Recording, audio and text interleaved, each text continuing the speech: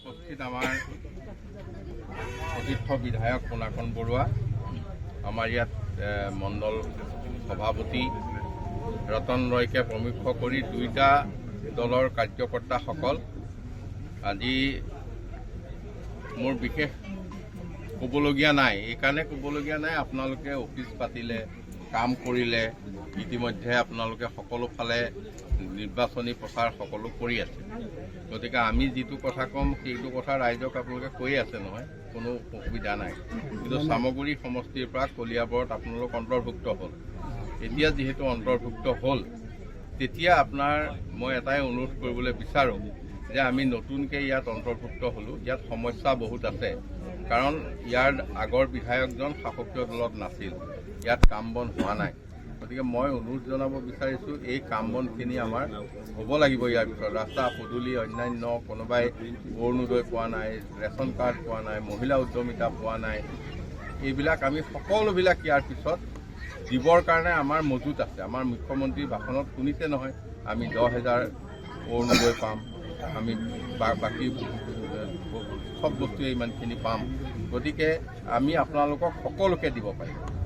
আৰু কলিয়াবৰত অলপ বেছিখিনি দিয়াই, তথাপিও যি আছে আমি সকলোখিনি দিব পাৰিম।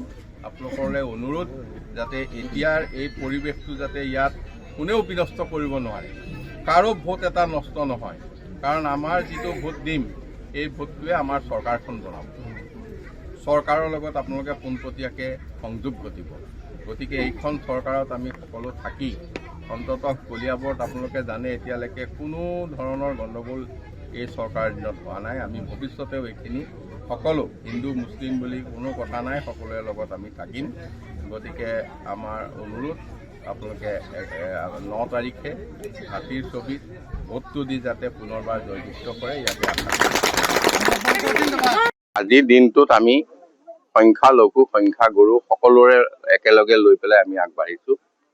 আৰু আমি আশা কৰিছোঁ ইয়াত আমাৰ সম্পূৰ্ণ প্ৰায় ভোটেই অসম গণ পৰিষদৰ প্ৰাৰ্থী, মিত্ৰজোঁটৰ প্ৰাৰ্থী, ভাৰতীয় জনতা পাৰ্টী আৰু অসম গণ পৰিষদ মিলি যি আমাক প্ৰাৰ্থিত্ব দিছে, তেখেতসকলৰ আমি আহিব লগা দিনত সকলোখিনি সমৰ্থন পাম। ৰাইজৰ উৎসাহ আপোনালোকে দেখিছে, ৰাইজে বহুত উৎসাহী যে কলিয়াবৰ বিধানসভা সমষ্টিত অন্তৰ্ভুক্ত হৈছে।